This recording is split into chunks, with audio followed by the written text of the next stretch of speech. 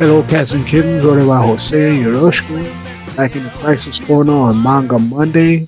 There's no One Piece chapter this month, or this. It's not going to be one till the end of this month.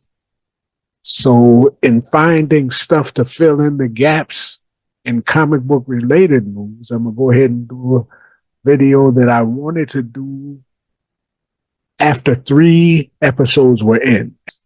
First of all, what is X-Men 97? If you've been hidden under a rock somewhere, don't know what it is, essentially the breakdown is X-Men 97 is an American animated television series created by Bo DeMayo for the streaming service Disney Plus, which is almost a warning in and of itself. It's based on the X-Men comic book characters, the X-Men, obviously. It is a revival of the X-Men series that ran between 1992 and 1997, thus the name. It's continuing where that series left off, and it's depicting the X-Men again, fighting to protect a world that fears and hates them and so forth.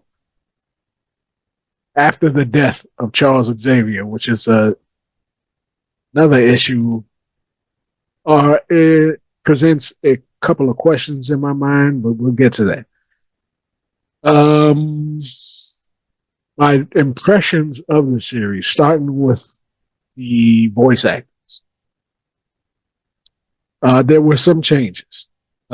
Changes include Norman, Ray Chase replacing Norman Spencer, who's deceased. Matthew Watterson replacing David Hemlin. Jennifer Hale stepping in for Catherine Disher. She's not deceased, just not doing the role. AJ Ocasio or whatever, replacing Chris Potter. Get the Jubilee in a second.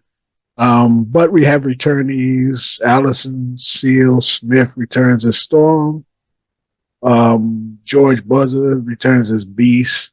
And Lenore Zahn returns as so we have some familiar faces and we have some people replacing familiar faces, but the cast did a good job. I like voice actors ever since I really got into like really animated series, like Batman the animated series, the Superman stuff. Everything past the 90s going forward. Even be honest with you, Japanese voice actors in Japanese, I got preferences there, but these guys did a good job. They handled the characters well. Their voice performances were good based on the scripts that they were given. The animation, I think, is the biggest uptick because I had to go back and watch the final season of the original series, and that joint was trash. The animation, even relative to the original series itself, the first 4 seasons were good. It wasn't Warner Brothers like Batman the animated series necessarily. The higher end of that animation, Superman, Batman, Justice League, and stuff was better than X-Men in my opinion, but the final season, relative to the first 4 seasons of that series, was trash. I don't know who took over the animation or why or whatever. Maybe they was just packing it in and figured, screw it, just put whatever's out there. But it was trash. This is better than the best animation of the original series. The high marks for the animation here. High marks. What did they get right? First and foremost, they finally gave my man Cyclops his flowers. My man Cyclops has been getting trashed. I mean, in film, in the comics, Cyclops is my dude. You know what I'm saying? And without question, he's my favorite X-Men. I think the best description I've heard of him or read of him within the context of the Marvel Universe, the X-Men universe, I think it was when Scott Lobdell was doing the series back in the 90s. described him as the Babe Ruth of X-Men. And he been getting trashed in film especially, but in comics also. I don't think people know how to handle that character. I don't think they know how to present that character. And they're giving him his props. He has leadership qualities, has charisma. They almost play him kind of like a almost in a Nightwingish type feel to him, which is not on the nose, but it's much better than anything that's been done with him lately. So props on that. Visually, I like the way he uses his powers. He uses it for spacing, like the great scene where he, sans parachute, basically uses his optic blast to land him from a mile high drop. It's just executed well. It looks good. The physics of it, I don't know. Should his head have came off? I don't know. But it slowed his momentum until he falls in this superhero landing, and it's really dynamic. It's well done, and he even got like he throwing hands. He got hand to hand skills. Nice, well done with Cyclops. I think they got that right. Um, and the storytelling, I think, is good. I mean, the first three stories are well crafted. They have nice emotional beats to them. I especially like the way they portrayed the relationship in the first episode, relationship between Jean and Storm, that sisterhood that they have. I think they have subplots working, like the Rogue, Magneto, Gambit subplot, however that love triangles are supposed to work out. It's still carrying that Jean, Cyclops, Wolverine subplot, which to me is it's disturbing now that they're actually married. I mean, anyway, so that needs to be resolved. Anyway, you can't be like scamming on a dude, your leader's wife in the open. You know what I'm saying? It's weird. Anyway, weird. Anyway, but they have good subplots going. They have good chemistry between the characters. Give them props. They got that done right. Let's see what else. The fight sequences are fantastic. Uh, the fight with Master Mold was great. The fight with the what do they call them, fraternity of humans or whatever, the FOH, uh, something for humanity, Friends of Humanity. There you go. That fight I think was fantastic.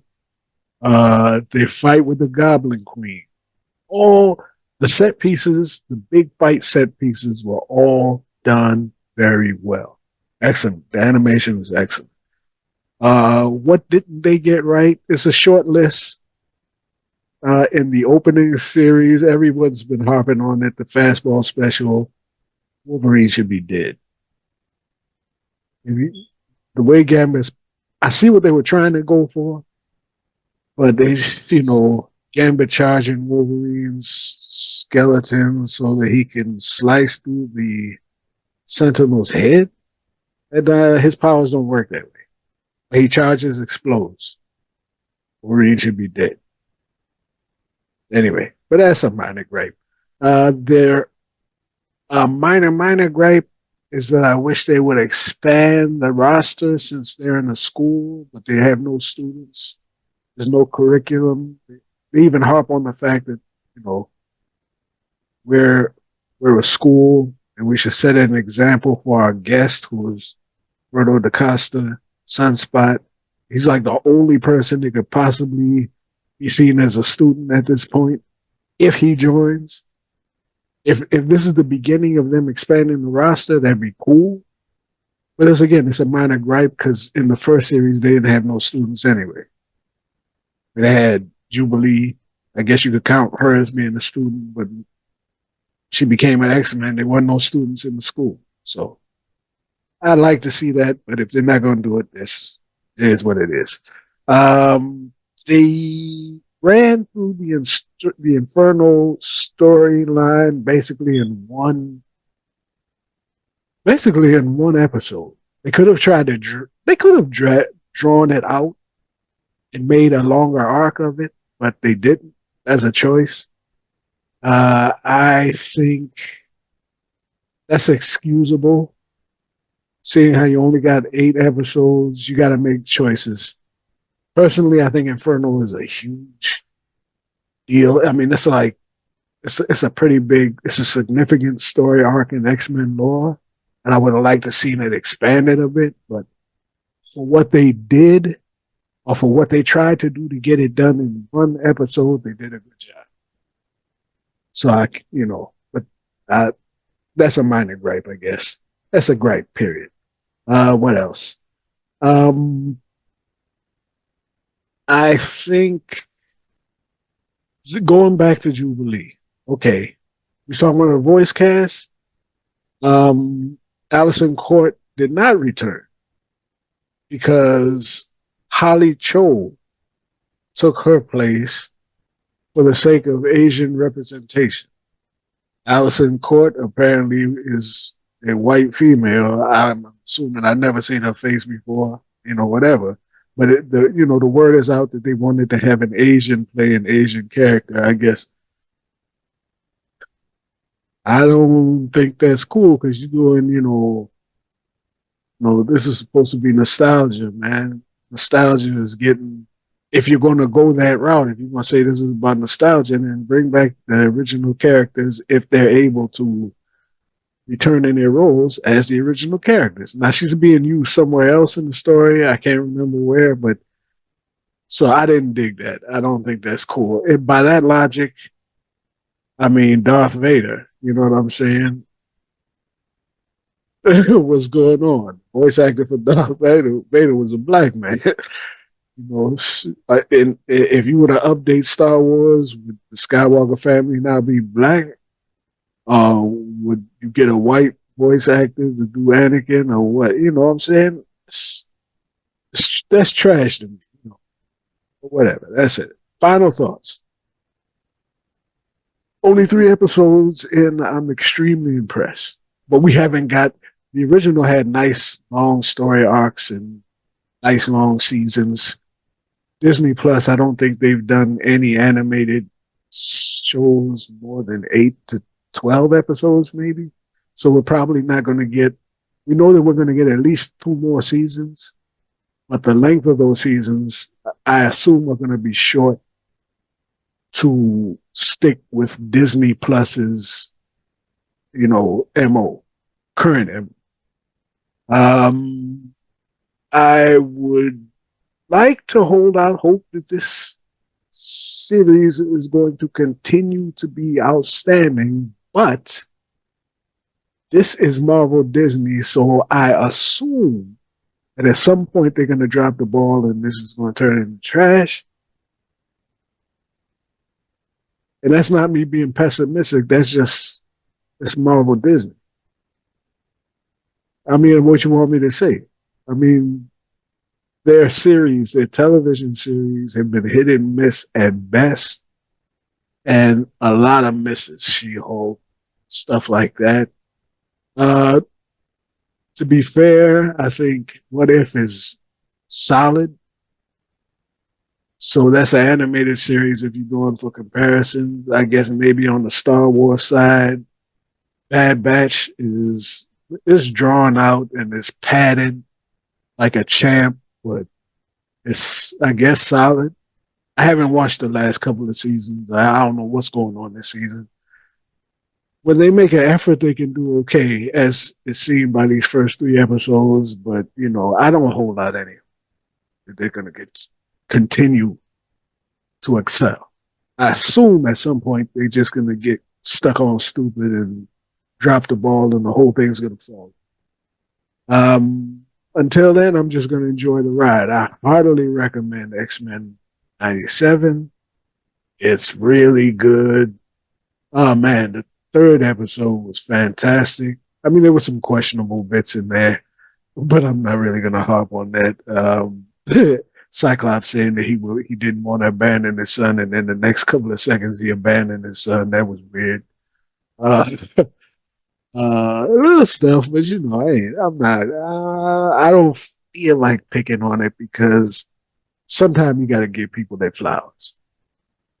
So X-Men '97, check it out. Let's hope for the best. Let me know what you think. First of all, let me know what you think. Let me know what parts of the story you enjoyed. But until next time, stay loose.